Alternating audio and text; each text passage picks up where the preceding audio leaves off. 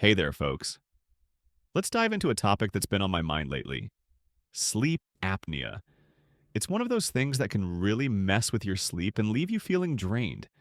And I've been curious about what causes it, how it's tied to other health issues, and what we can do to manage it. So grab a comfy seat and let's break it down in a way that's easy to follow, like we're just chatting over coffee. What exactly is sleep apnea? Sleep apnea is a condition where someone stops breathing for short periods while they're sleeping. It's not just loud snoring, though that can be part of it. Imagine this: your partner's snoring away, and then all of a sudden there's silence. No breathing. Then a gasp or a snort as they start breathing again.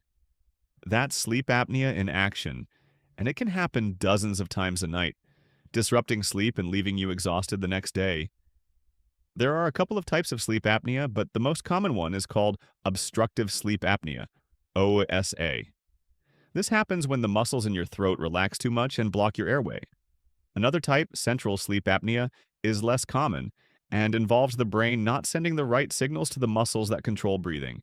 For now, we'll focus mostly on the causes and connections that apply to both, with a special look at some surprising links to other health conditions. The breathing puzzle: how your body keeps you. Going to understand sleep apnea, we need to talk about how breathing works, especially when you're asleep. Breathing isn't something you usually think about, right? You just do it. That's because it's controlled by your autonomic nervous system, the part of your body that handles automatic tasks like your heartbeat or digestion. It's like your body's autopilot. When you're awake, you can choose to hold your breath for a bit, like when you're diving underwater or trying to scare a friend. But if you forget to breathe, your autonomic nervous system kicks in and takes over. At night, when you're dreaming about flying or whatever, that system is what keeps your lungs pumping without you having to think about it. The brain's breathing control centers, located in a part called the brainstem, send signals through a nerve called the phrenic nerve. This nerve is like a direct hotline to your diaphragm, the big muscle under your lungs that does most of the work when you breathe. If something messes with the brainstem, the phrenic nerve, or the diaphragm, your breathing can get out of whack, especially during sleep when you're not consciously controlling it. The sugar connection: diabetes and sleep apnea. Now, let's talk about something you might not expect: the link between sleep apnea and diabetes. If you or someone you know has diabetes, you might have noticed they're more likely to have sleep apnea. Studies show that people with type 2 diabetes are at a higher risk, and it's not just a coincidence. There's a biological reason behind it, and it has to do with how high blood sugar affects your body. When your blood sugar, glucose, is consistently high, it can throw off a lot of systems in your body. One thing it does is deplete vitamin B1, also known as thiamine. Thiamine is a big deal because it's crucial for keeping your nervous system, including your brainstem, in tip-top shape. Without enough thiamine, the breathing centers in your brainstem can start to misfire, which can lead to problems like central sleep apnea, where the brain doesn't tell your diaphragm to move properly. High blood sugar doesn't just stop at thiamine. It can also cause inflammation and oxidative stress, which can damage nerves like the phrenic nerve over time. Plus, diabetes often comes with extra weight, especially around the neck and throat, which can make obstructive sleep apnea worse by physically blocking the airway. It's like a double whammy. The brain's signals get wonky, and the airway gets crowded. Thiamine, let's zoom in on thiamine for a minute, because it's kind of a superstar when it comes to breathing and sleep apnea. Thiamine isn't just something you get from a multivitamin. It's a key player in how your body turns food into energy and keeps your nerves firing correctly. When you're low on thiamine, things can go wrong in ways you might not notice at first. For example, a mild thiamine deficiency might not show up on a standard blood test, but it could still affect your breathing centers. Over time, this can contribute to sleep apnea or make it worse. In more severe cases, thiamine deficiency can lead to a condition called beriberi, which comes in two flavors: wet beriberi, affecting the heart, and dry beriberi, affecting the nervous system. Both can mess with breathing, causing symptoms like dyspnea, feeling like you can't catch your breath, or even lactic acidosis, where your blood gets too acidic and makes breathing harder. Here's a wild connection: Thiamine deficiency has also been linked to sudden infant death syndrome, SIDS. In some cases, babies who stop breathing unexpectedly might have had low thiamine levels, which affected their brainstem's ability to keep their breathing steady. It's a heartbreaking reminder of how important this nutrient is, especially for vulnerable little ones. Other causes of sleep apnea. While the diabetes thiamine connection is a big piece of the puzzle, sleep apnea has other causes too. Let's run through some of the most common ones. Excess weight. Carrying extra pounds, especially around your neck, can put pressure on your airway and make it collapse during sleep. This is a major driver of obstructive sleep apnea. Anatomy. Some people are born with a narrower airway, larger tonsils, or a bigger tongue, which can make it easier for the airway to get blocked. Age. As we get older, our muscles lose some tone, including the ones in our throat. This can increase the risk of sleep apnea. Alcohol and sedatives. These can relax your throat muscles too much, making it easier for your airway to close up while you sleep. Smoking. It irritates and inflames your airway, which can make breathing harder. Nasal issues. A stuffy nose or deviated septum can make it tougher to breathe through your nose, forcing you to breathe through your mouth and increasing the risk of apnea. Each of these factors can contribute to sleep apnea on its own, but they often team up to make things worse. For example, someone with diabetes might also be overweight and have a naturally narrow airway, creating a perfect storm for sleep apnea. What can you do about sleep apnea? All right, now that we've covered what causes sleep apnea and how it's tied to things like diabetes and thiamine, let's get to the good stuff. What you can do about it. The goal is to improve your breathing, get better sleep, and feel more like yourself. Here are some practical steps to consider, starting with lifestyle changes and moving to medical options. 1. Boost your thiamine levels. Since thiamine deficiency can play a role in sleep apnea, especially for folks with diabetes, it's worth making sure you're getting enough. You can find thiamine in foods like whole grains, brown rice, oats, nuts, and seeds. Pork legumes, beans, lentils.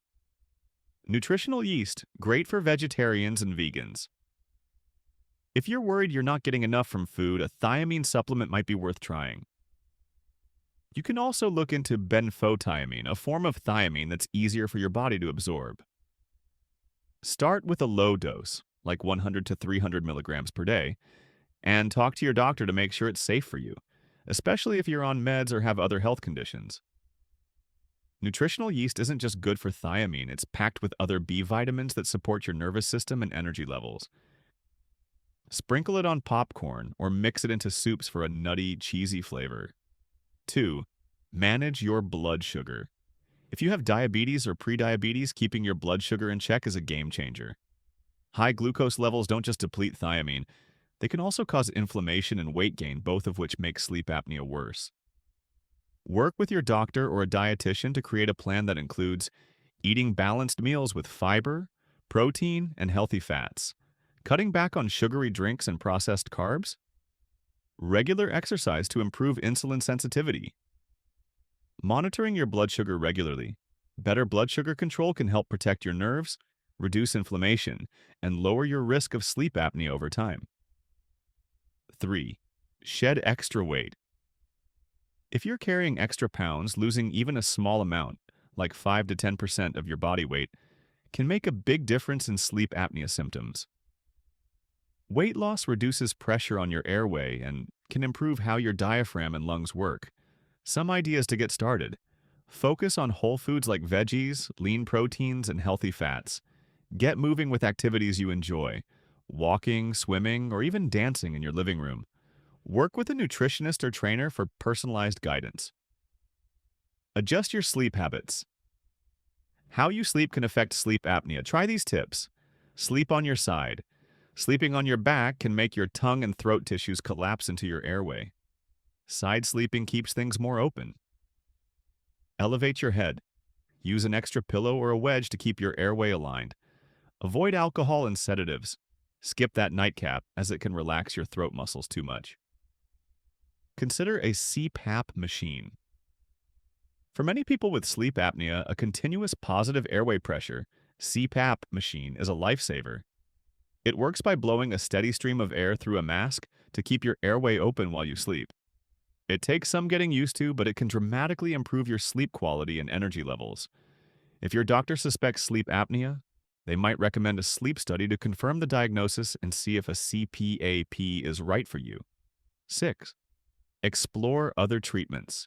If a CPAP isn't your thing or doesn't fully solve the problem, there are other options. These are custom-made devices that reposition your jaw or tongue to keep your airway open. A dentist who specializes in sleep apnea can help. In some cases, surgery to remove excess tissue, fix a deviated septum, or widen the airway might be an option. This is usually a last resort. Devices or techniques to encourage side sleeping can help if back sleeping triggers your apnea. 7. Support your overall health. Sleep apnea doesn't exist in a vacuum, it's tied to your whole body's health. Taking care of yourself in general can make a big difference. Quit smoking. It reduces airway inflammation and improves breathing. Stay hydrated. Dry airways can get irritated, so drink plenty of water. Manage allergies. Keep nasal congestion under control with saline sprays or allergy meds if needed. If you're a parent or expecting, the thiamine SIDS connection is worth knowing about. Breastfeeding is a great way to ensure your baby gets enough thiamine as long as mom's diet is nutrient-rich. If you're using formula, check that it's fortified with thiamine and other essential nutrients. Some formulas are heavy on sugar and light on nutrition, so read labels carefully. If you're concerned about your baby's nutrition, a pediatrician can guide you. Why this matters. Sleep apnea isn't just about feeling tired. It can lead to serious health issues if left unchecked. It's linked to higher risks of heart disease, stroke, high blood pressure, and even accidents from daytime drowsiness. By addressing the root causes like thiamine deficiency or high blood sugar, and making smart lifestyle changes, you can take control and improve your quality of life. Wrapping it up. So, there you have it. A deep dive into sleep apnea from how it works to what you can do about it. Whether it's boosting your thiamine, managing diabetes, or trying a CPAP, there are plenty of ways to tackle this condition and get back to restful nights. If you suspect you or someone you love has sleep apnea, don't wait.